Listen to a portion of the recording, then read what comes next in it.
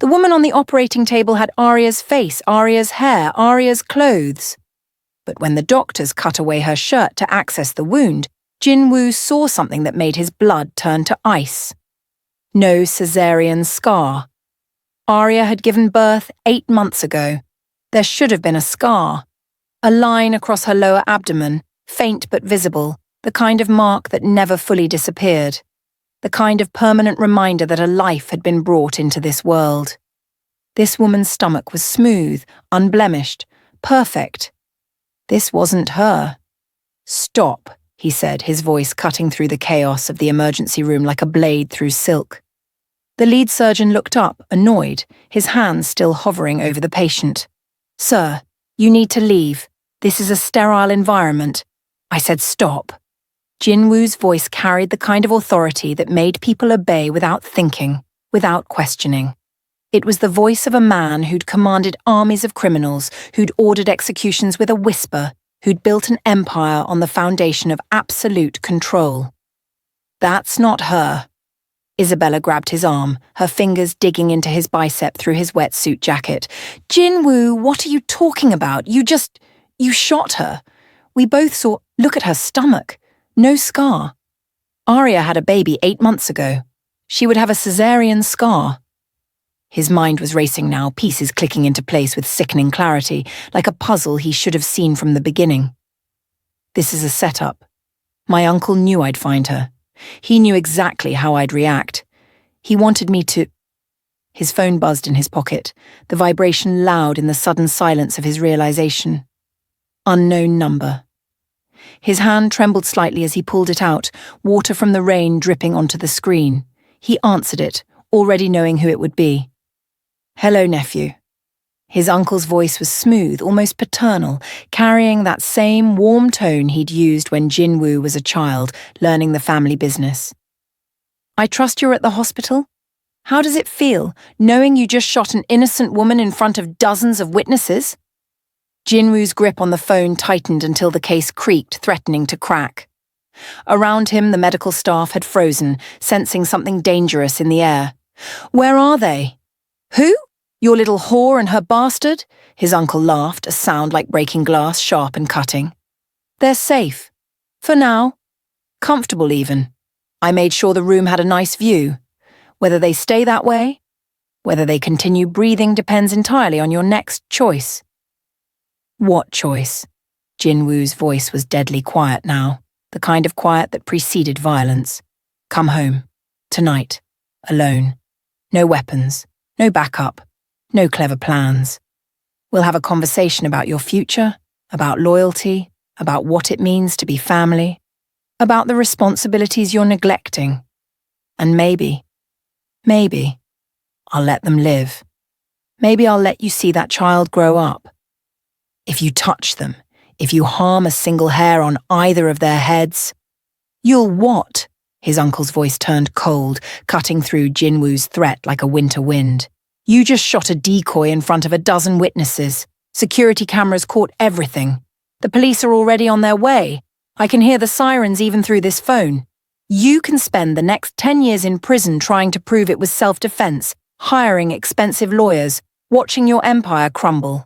Or you can come home and fix this. You can save them." Jin-woo could hear the sirens too now, getting closer, wailing through the soul night like harbingers of his own destruction.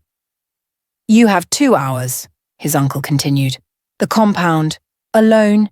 If I see anyone else, if I even suspect you brought backup, if Chen Wei or any of your other dogs show their faces, the woman and child die. Slowly, painfully, in ways that will make you wish you'd never been born." He paused, letting the threat sink in. "And Jin-woo? I'll make you listen to it. Every scream, every plea, every moment. Do you understand me?" The line went dead. Jin-woo stood there in the rain outside the hospital entrance, the phone still pressed to his ear, his mind calculating odds, strategies, alternatives, escape routes, attack plans. None of them were good. Every scenario ended in blood. Every path led to death. What did he say? Isabella asked quietly, her voice barely audible over the approaching sirens. He has them. He wants me to come to the compound. Alone. Jin-woo's voice was mechanical, empty, the voice of a man processing information while his emotions shut down to avoid the paralysis of fear. That's a trap. You know it's a trap. I know. You'll die. He'll kill you the moment you walk through those gates.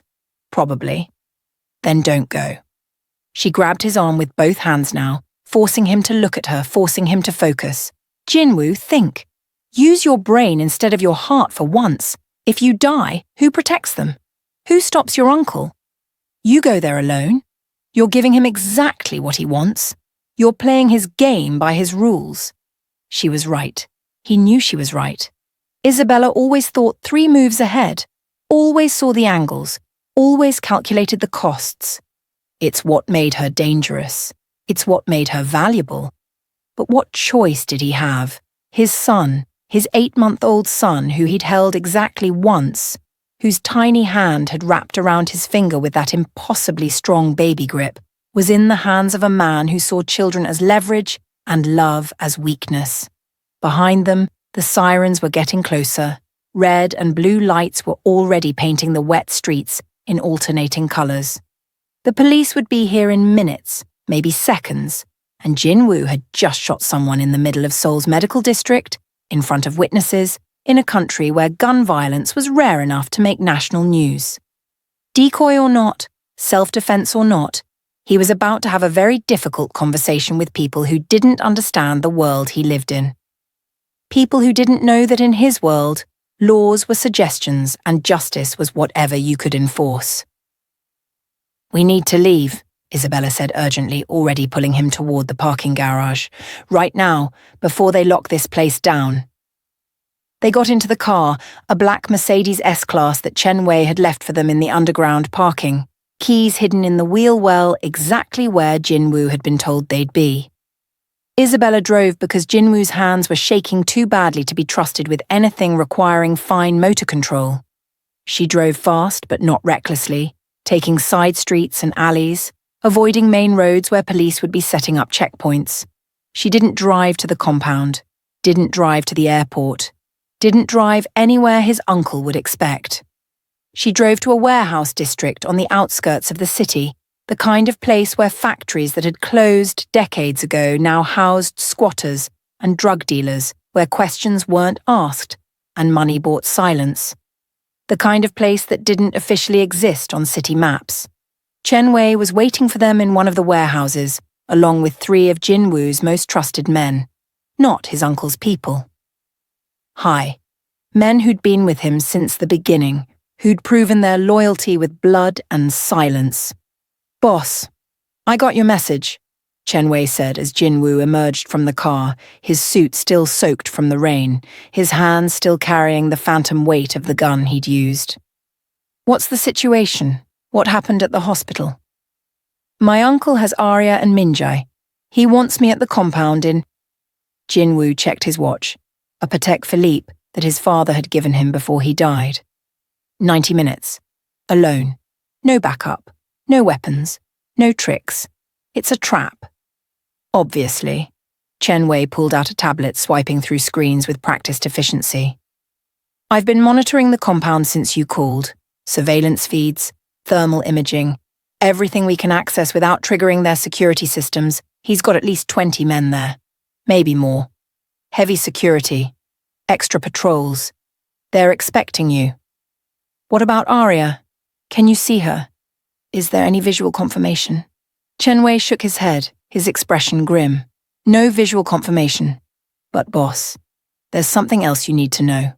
He swiped to another screen showing what looked like a personnel file. The woman you shot, her name is Kim Yuna. I am 28 years old. Professional actress. Theatre background, some commercial work. She's been working for your uncle for 3 years. Started as a hostess in one of his clubs. Then he moved her into more specialised work. What kind of specialised work? The kind where he's been grooming her to look like Arya for months. Maybe longer. Chen Wei pulled up before and after photos. Plastic surgery. Rhinoplasty to match the nose shape. cheek implants, lip fillers, even had her hair textured to match Arya's natural curl pattern, voice coaching to mimic speech patterns and accents, mannerism training, everything. He spent hundreds of thousands of dollars making her into a perfect duplicate. Jin-woo stared at the file, at the progression of images showing Kim Yuna's transformation from a pretty but generic woman into someone who could pass for Arya in a moment of crisis. His uncle had been planning this for months, maybe since the moment Arya first disappeared. This wasn't a reaction to Jin-woo discovering Minjai at the airport. This was premeditated, calculated. His uncle had been preparing for this exact scenario, wargaming every possibility, setting traps within traps. He knew, Jin-woo said quietly, his voice hollow. He knew I'd find out eventually. He's been preparing for this conversation since the beginning. Which means he's also prepared for whatever move you make next, Isabella said. She'd been quiet since they arrived, standing slightly apart, watching and analysing with those sharp, calculating eyes. He knows how you think, Jin-woo. He raised you, trained you. Every strategy you have, every tactical approach, every instinct, he taught you all of it. You're fighting a war against the man who wrote your playbook. So what do you suggest? Jin-woo turned to face her fully. What would you do? She smiled. It wasn't a nice smile. It was the smile of a predator who'd just spotted prey. We do something he doesn't expect, something he didn't teach you, something that doesn't come from his world, which is, we make him think you're coming alone. We make him think his trap worked, that you're walking into his carefully prepared execution. And then we don't play his game at all. We change the rules entirely. Jin-woo studied her face, trying to read the calculation behind those eyes. Explain. Isabella pulled out her own phone, bringing up maps and schematics that she'd apparently had prepared in advance. Always prepared. Always 3 steps ahead. Your uncle expects you to do one of 2 things. Either come alone and die, or bring backup and trigger his contingency plan to kill Arya and Minjai. Those are the only 2 options he's prepared for, because those are the only 2 options that make sense in his world. So we do neither, Chen-wei said, catching on. We make him think of option 1 while executing option 3. Exactly. Isabella spread the maps across a makeshift table, an old door balanced on concrete blocks. The compound has standard security, guards at gates, cameras at entrances, patrols following predictable routes, all designed to detect people coming in. But what about people who are already inside? The tunnels, Jin-woo said, remembering. The old service tunnels from when the compound was used for manufacturing. Exactly. Built in the 1970s when the property was a textile factory. They connected the main building to the dye houses and storage facilities. Most of them were sealed when your family converted the property, but not all of them. And your uncle is old school. He doesn't trust new technology as much as he trusts old walls and armed guards. He won't be watching tunnels he thinks don't exist anymore. Chen-wei was already pulling up the original building schematics on his tablet. These tunnels have been closed for years, 15 years, maybe more. They're probably unstable, possibly flooded, definitely not safe. Which is exactly why they won't be watching them. Isabella's smile widened. I had my people survey them yesterday, paid off an old construction worker who helped seal them originally. He showed us exactly which ones are still passable and which ones will get us inside the compound without going through any of the official entry points. Jin-woo studied the plans, his tactical mind already running through the possibilities. It could work. It was insane relying on tunnels that might collapse at any moment, that might be filled with water or gas, or any number of hazards. But it was better than walking into the obvious trap his uncle had set.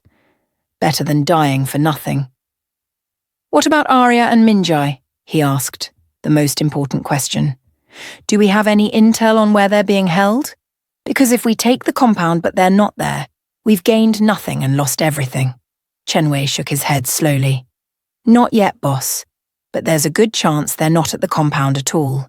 Your uncle's too smart for that. Too careful. He'll have them somewhere else, somewhere secure, Somewhere he can control, absolutely. Probably with a team standing by with orders to kill them if anything goes wrong. Then this entire plan is pointless. Jin-woo's voice rose with frustration.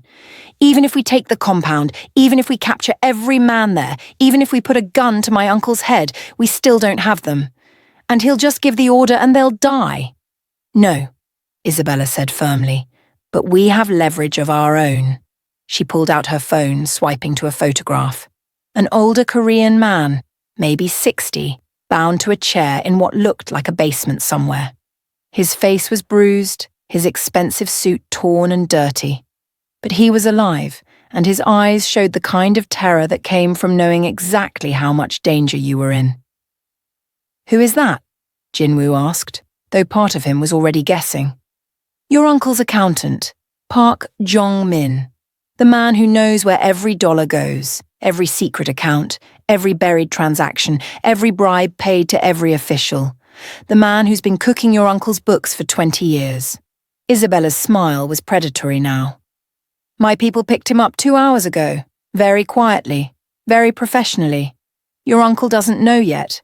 Won't know until he tries to contact him and gets no answer. Jin-woo stared at the photograph at the terrified man who held the keys to his uncle's empire. You kidnapped his accountant. I secured an asset, Isabella corrected, her voice clinical.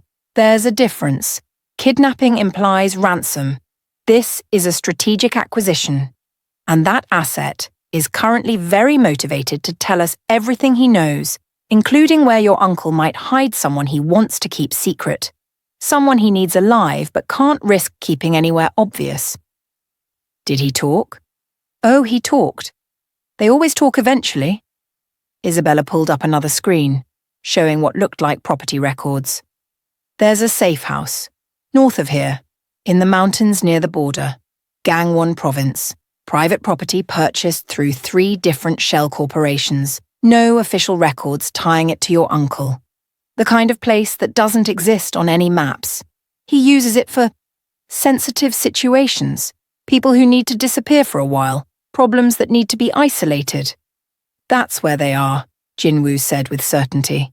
His uncle would want them close enough to control, but far enough to keep them separate from any confrontation. I'm sure of it. So am I. Isabella met his eyes.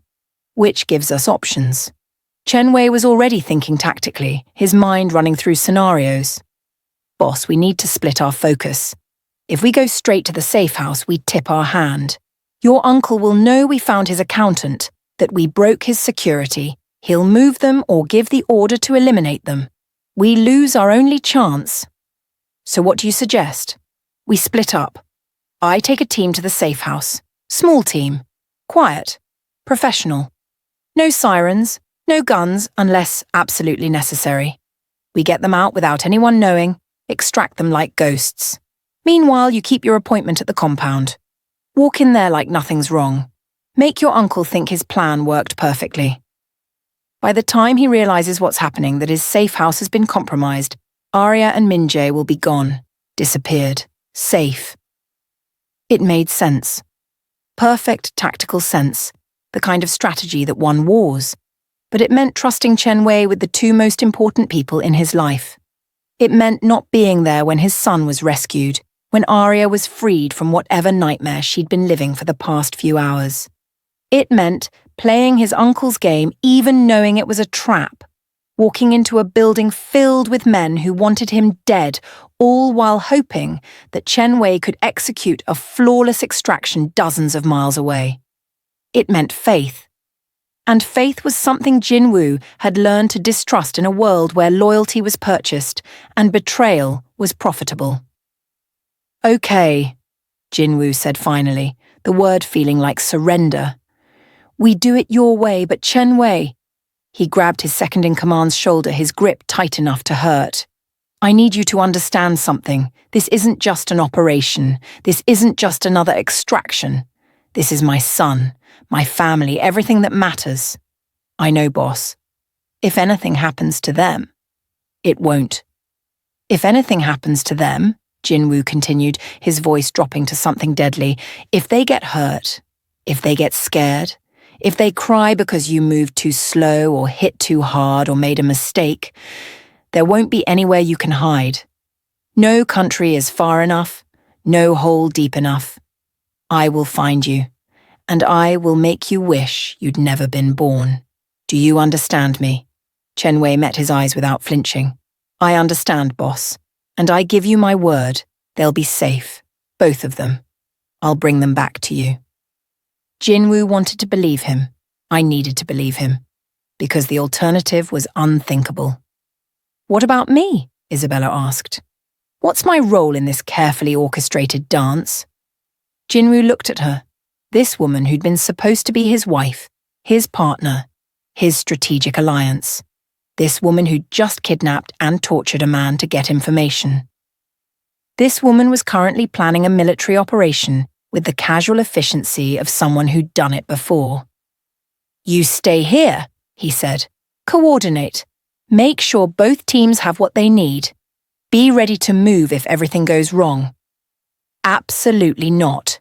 Her voice was firm. I'm coming with you to the compound. Isabella. Don't argue with me on this, Jin-woo. You need backup. You need someone watching your back who your uncle won't see coming. Someone he doesn't know how to read because she's not part of his world. She checked her own weapon, a compact pistol she'd apparently been carrying this entire time. Besides, we're engaged, remember? It makes perfect sense that I'd insist on coming with you, that I'd refuse to let you face this alone. It's exactly what a concerned fiancé would do. It's also exactly how you get killed. Then I guess we'll both be taking that risk. She smiled, but there was steel underneath. Besides, you need me. Your uncle thinks he knows all your moves, but he doesn't know mine, and that gives us an advantage. Jin-woo wanted to argue, wanted to order her to stay behind, to keep her safe, to preserve the alliance even if everything else fell apart. But he was running out of time and options. Fine, he said, but you follow my lead. You do exactly what I say, when I say it. No improvisation, no heroics. Understood. Completely understood. She checked her watch. We have 40 minutes before your deadline. We should move. The safe house was exactly where Isabella's information said it would be. A traditional Korean hanok, hidden deep in the mountains of Gangwon province, surrounded by dense forest, invisible from the road. The kind of place that required a four-wheel drive and local knowledge just to find. The kind of place where screams wouldn't carry and bodies could be buried without questions. Chen-wei and his team of 4 men approached on foot through the forest, moving through the trees like ghosts, using night vision and hand signals, maintaining absolute silence. They'd left their vehicles 2 kilometers back, hidden off a logging road that probably hadn't seen official traffic in years. 2 guards at the entrance, both armed with automatic weapons, both looking bored, complacent, like they'd been told this was a simple babysitting job, like they didn't expect trouble from a woman with a baby. Chen-wei took them down with tranquilizer darts, quiet, clean, professional. No shots fired, no alarms raised. The men dropped like puppets with cut strings, and Chen-wei's team caught them before they hit the ground, dragging them into the shadows where they wouldn't be immediately visible. Inside, the house was dark and silent. Too silent. Chen-wei's instincts screamed at him that something was wrong, that this was too easy, that the lack of additional guards was a red flag.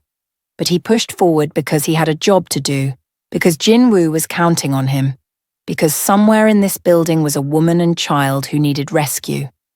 He found Arya in a bedroom on the 2nd floor. She was awake, sitting in a chair with Min-jae in her arms, staring at the door like she'd been expecting someone. Like she'd been sitting there for hours, waiting. The baby was asleep, his tiny chest rising and falling with peaceful breaths, completely unaware of the danger surrounding him. "Miss Park," Chen-wei whispered, his voice barely audible even in the silent room. "I'm with Jin-woo. We're here to get you out, to take you somewhere safe." She didn't move, didn't speak, just stared at him with eyes that had seen too much, that carried the weight of too many sleepless nights. "Miss Park, we need to go. Now. We have maybe 5 minutes before they realize the guards are down." Slowly, mechanically, she looked up at him, and Chen-wei saw something in her eyes that made his blood run cold, that made every tactical instinct he'd honed over 20 years scream danger. "He knew you'd come," she said quietly, her voice empty of emotion. "He told me you would. He told me exactly what would happen." Behind Chen-wei, the door slammed shut with a sound like a gunshot. Lights flooded the room, bright and blinding after the darkness, making Chen-wei's night vision flare painfully. And Jin-woo's uncle stepped out of the shadows in the corner, a shadow among shadows, smiling like a teacher who'd just watched his student fall into a carefully prepared lesson. "Hello, Chen-wei," the uncle said, pleasantly, conversationally, like they were meeting for tea instead of an execution. "I've been waiting for you. Please, don't reach for your weapon. The men you brought with you are already dead. Snipers. Very professional. They never even saw it coming." Chen-wei's hand had been moving toward his gun. It froze halfway. "That's better. Now, I want you to understand something. This isn't personal. You're a good soldier, loyal, competent. In another life, I might have recruited you myself." The uncle's smile faded.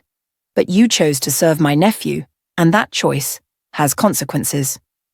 "Boss," Chen-wei started, "your boss is walking into his own trap right now, probably about 5 minutes from the compound, convinced he's being clever, convinced he's outsmarting me."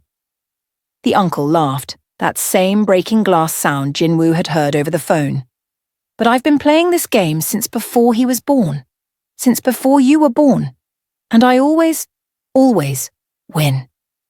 If you hurt Miss Park or the child, hurt them. Why would I hurt them?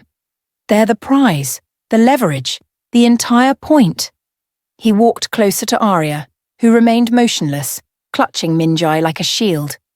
"Miss Park has been very cooperative, very understanding. She knows what needs to happen. Don't you, my dear?" Arya's voice was barely a whisper. "Yes. She's going to call Jin-woo. She's going to tell him she's safe, that you rescued them. And then she's going to get on a plane with my people and she's going to disappear." He stroked her hair, a paternal gesture that made Chen-wei's skin crawl. "And if she does exactly what I tell her, I might let her son grow up. I might let him have a life." Chen-wei's mind was racing, calculating odds, looking for exits, for angles, for any possible way to turn this around. "You're wondering if you can take me," the uncle said, reading his expression. "You're a trained fighter, military background.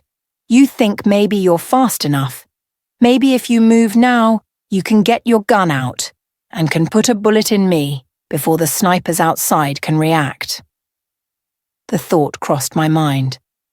"Please try." "I'd love to see it," the uncle's smile returned. "But before you do, ask yourself, what happens to that baby in the crossfire? What happens when bullets start flying and Miss Park is holding him? Can you guarantee his safety? Can you live with yourself if you can't?" Chen-wei looked at Arya, at the baby, at the calculation that had just become impossible. He couldn't risk it. "Smart man," the uncle said.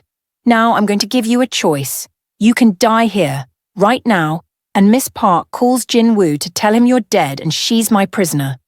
Or you can live, and you help me deliver a message to my nephew. A message about the price of loyalty and the cost of love." What message? That family isn't a weakness. It's a weapon. And I'm about to teach him exactly how that weapon gets used. The uncle nodded to someone Chen-wei couldn't see. The last thing he saw was the muzzle flash. At the compound, Jin-woo walked through the front gates alone, hands raised showing he was unarmed. The rain had stopped, leaving the courtyard slick and reflecting the security lights in fractured patterns. His uncle's men surrounded him immediately, weapons drawn, fingers on triggers, tense and ready for the slightest excuse.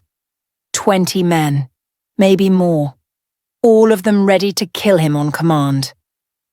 They led him through the courtyard to the main hall, the same hall where he'd attended family meetings since he was a teenager, where his uncle had taught him about loyalty and honor and the codes that governed their world. The hall was lit by traditional paper lamps, casting soft shadows that made everything feel simultaneously familiar and alien. His uncle sat waiting in the position of honor, like a king on a throne, like an emperor receiving a wayward subject. "Nephew," the uncle said warmly, his voice carrying genuine affection that made the situation even more surreal. "I'm glad you came. I was worried you might do something foolish, something that would force me to hurt people unnecessarily." "Where are they?" "Safe. For now. Comfortable. The accommodations are quite nice, actually. Better than she had when she was running." The uncle stood, approaching slowly, his movements careful and deliberate. "You know, when your father died, when my brother was killed by men who thought they could challenge our family, I promised him I'd take care of you, teach you, prepare you for this life, shape you into someone who could survive in our world. I kept that promise. I made you strong, powerful, respected. Fears. You also tried to kill the mother of my child. I tried to protect you from your own weakness." The uncle's voice hardened, the warmth evaporating like morning dew. "But you couldn't leave it alone. You had to go looking, had to know. I had to feel it. And now here we are, standing in this hall, having a conversation that should have happened 14 months ago." "Here we are," Jin-woo agreed, his voice flat. His uncle studied him for a long moment, his expression unreadable. "You're not afraid. You should be. You walked into a trap with no weapons, no backup, no plan. Every man in this room would kill you on my command. You're going to die here tonight, and you know it, but you're not afraid. Should I be? Most men would be. Most men faced with certain death would beg, would negotiate, would try to bargain for their lives." The uncle circled him slowly, like a professor examining a particularly interesting specimen. "But you're just standing there, calm, waiting. Why is that? Maybe I made my peace with death a long time ago. Or maybe," the uncle said, his voice dropping to something dangerous, "you think you have an ace up your sleeve, some tricks, some plans I haven't anticipated. You always were too clever for your own good." Jin-woo smiled. "You taught me well. Maybe too well. You taught me that in our world, information is power. That leverage wins wars. That the smart play isn't the obvious one. That you should always have a backup plan and a backup to the backup. Get to the point. While you were busy setting up this elaborate trap, while you were moving pieces around your chessboard, while you were congratulating yourself on being 10 steps ahead, I was doing the same thing. Learning from the master. And I just took your queen." Jin-woo's uncle's expression shifted from confident to uncertain, from control to the first crack of doubt. "What are you talking about?" "Your accountant, Park Jong-min. The man who knows where all the bodies are buried. Literally.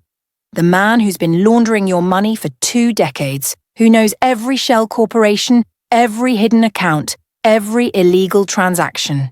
Jin-woo's smile widened, showing teeth. "He's been very cooperative, very detailed, very thorough. Names, dates, account numbers, amounts, everything. And all that information, all those secrets you've buried, they're currently sitting in a lawyer's office with instructions to release everything to the police, the press, the prosecution, and every single one of your rivals if I don't check in every 6 hours. Every 6 hours I send a code, miss one check-in, and your entire empire burns." The uncle's face went pale, the colour draining like water down a sink. "You're bluffing." "Am I? You want to test that theory? You want to kill me right now and find out what happens to your empire by tomorrow morning? How long do you think you'll last when the police have your banking records? When your rivals know exactly how much money you've been hiding? When your own men realize you've been stealing from them?" Silence. The uncle's men looked at each other, uncertainty spreading through the room like a virus. Their boss, the man who'd always had absolute control, had just lost his leverage. "Where are they?" Jin-woo asked again, his voice steady. "Last chance to do this the easy way." His uncle's jaw tightened, muscles jumping beneath the skin. For a long moment no one moved. The entire room held its breath, waiting to see which way the balance would tip. Then his uncle laughed. Actually, I laughed. A genuine sound of appreciation and dark humour. "You magnificent bastard," he said, shaking his head with something almost like pride. "I really did teach you well. Better than I thought. You learned every lesson, every trick, every strategy. Where are they? The mountain safe house, Gangwon province. But nephew?" His uncle's smile returned, colder now, harder. "You're already too late." Jin-woo's blood turned to ice, his heart stuttering in his chest. "What did you do?" "I didn't do anything. I simply prepared for every possibility, including this one. Including the possibility that you'd be smart enough to find my accountant, that you'd be ruthless enough to torture him for information." His uncle's smile widened, showing all his teeth. By now Chen-wei and his team are dead. Professional snipers. Very clean. Very efficient. And the woman and child? They're leveraged. Insurance. Bargaining chips. You might have my accountant and his records, but I have something you value more. Something you'd trade everything for. If you hurt them, then we're at a stalemate, aren't we? You have information that can destroy me. I have people you love. So what do we do now? How does this chess match end? Jin-woo's mind raced, running through scenarios, looking for the move he was missing, the strategy that would turn this around. His uncle was right. They were at a stalemate. But stalemates didn't last. Someone always blinked first. Someone always makes mistakes. The question was, who? And then Jin-woo's phone rang, the sound impossibly loud in the tense silence. He pulled it out slowly, keeping his eyes on his uncle, watching for any sign of a trap. Unknown number. Again. He answered it, put it on speaker so everyone could hear. "Jin-woo?" Arya's voice came through, shaky but alive, and Jin-woo's heart leaped at the sound. "Jin-woo, if you can hear me— Arya, are you okay? Is Minjai with you? Are you hurt?" "We're fine. We're safe. Chen-wei got us out before—" Static crackled through the line, distorting her words. "Isabella, she helped. We're on a plane." The line went dead, cutting off mid-sentence. Jin-woo looked at his uncle, trying to read his expression, trying to understand what just happened. "Sounds like my people were faster than yours." But something was wrong. Arya's voice had been wrong. The pauses in the wrong places, the breathing off, the rhythm of her speech not quite matching his memories. The way she said Isabella's name. Too careful, too practiced, like she was reading from a script. His phone buzzed. A text message. From Isabella. "They're safe. On a plane. Out of the country. You're welcome." Relief flooded through him, so intense it almost brought him to his knees. And then, 3 seconds later, another message. "But we need to talk about payment." Jin-woo's stomach dropped, the relief transforming instantly into ice-cold dread. Isabella. Isabella had them. Not his uncle. Not Chen-wei. Isabella. His uncle saw his expression and laughed again, this time with genuine amusement. "Trouble in paradise? Problems with the fiancé? I did warn you about making alliances with people whose loyalty hasn't been tested." Jin-woo didn't answer. He was already moving, pushing past his uncle's men, heading for the door. "Where are you going?" his uncle called after him, his voice carrying that same mocking tone. "To get my family back," Jin-woo said, not slowing down, not looking back. "And when I do, you and I are going to finish this conversation, properly, finally. I'll be waiting, nephew. I'll be right here, waiting to see how this all plays out. Because this?" His uncle's laughter echoed through the compound, following Jin-woo as he ran. "This is just getting interesting." Jin-woo ran through the rain-slicked courtyard, his mind already calculating, already planning, already 3 moves ahead. Behind him, his uncle's laughter echoed through the compound, a sound like breaking glass, sharp and cutting and promising more pain to come. On a private jet somewhere over the Pacific Ocean, cruising at 35,000 feet above dark water, Isabella sat across from Arya, who held a sleeping Min-jae in her arms. The cabin was luxury personified. Leather seats, polished wood, soft lighting, everything money could buy. A flying cage wrapped in expensive materials. "You're probably wondering what happens now," Isabella said calmly, sipping champagne that cost more per bottle than most people earned in a week. Arya said nothing, just held her son tighter, her arms wrapped around him like she could shield him from everything with nothing but maternal devotion. "Here's what's going to happen. You're going to disappear. New identities for both of you. Real ones. Not the fake documents you've been using. New life. New country. New everything. Money in accounts that can't be traced. Security that actually works. Freedom. Everything you wanted when you ran the first time, except this time it's real and permanent. And in exchange?"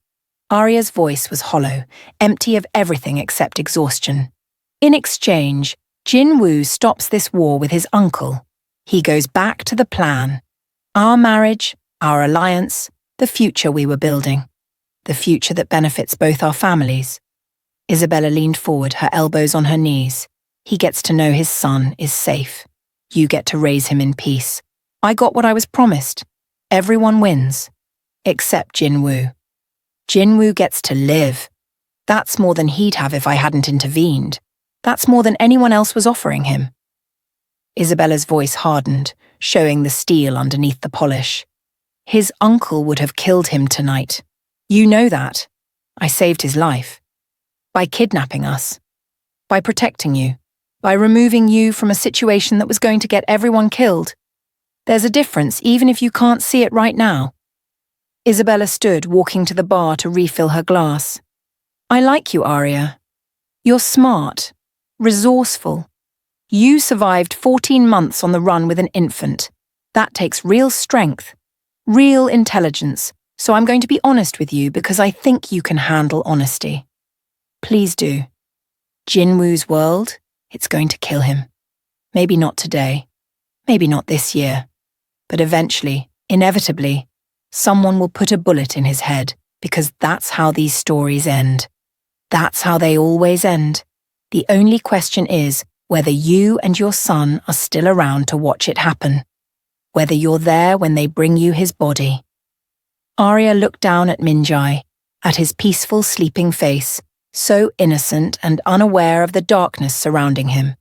At his tiny hands, at his perfect features, all the potential of a life not yet lived. "What about what Jin-woo wants?" she asked quietly. "Jin-woo wants everything. He wants his son. He wants his empire. He wants his revenge. He wants his honor. He wants to win every fight and save everyone he loves." Isabella laughed bitterly, a sound without humor. "Men always want everything. They think they can have it all if they just fight hard enough, if they're just smart enough, if they refuse to compromise, but life doesn't work that way. Life makes you choose. Life makes you sacrifice. And you're making that choice for him. I'm making the choice that keeps everyone alive, including you, including that baby, including Jin-woo himself, whether he realizes it or not." Isabella finished her drink, setting the glass down with deliberate care. "We land in Vancouver in 4 hours. There's a house waiting, beautiful property, ocean views, everything you need. Bank accounts already established with enough money for Min-jae's entire childhood. Documents that will stand up to any scrutiny. Everything you need to start over properly. You'll never have to run again. Never have to look over your shoulder. Never have to wonder if today is the day someone finds you. And if I refuse, then I turn this plane around, deliver you to Jin-woo's uncle, and let him solve his problem his way. Let him do what he was planning to do before I intervened." Isabella met her eyes without blinking, her expression cold and businesslike. "Your choice. Freedom or death. A life for your son or a grave. Make it count.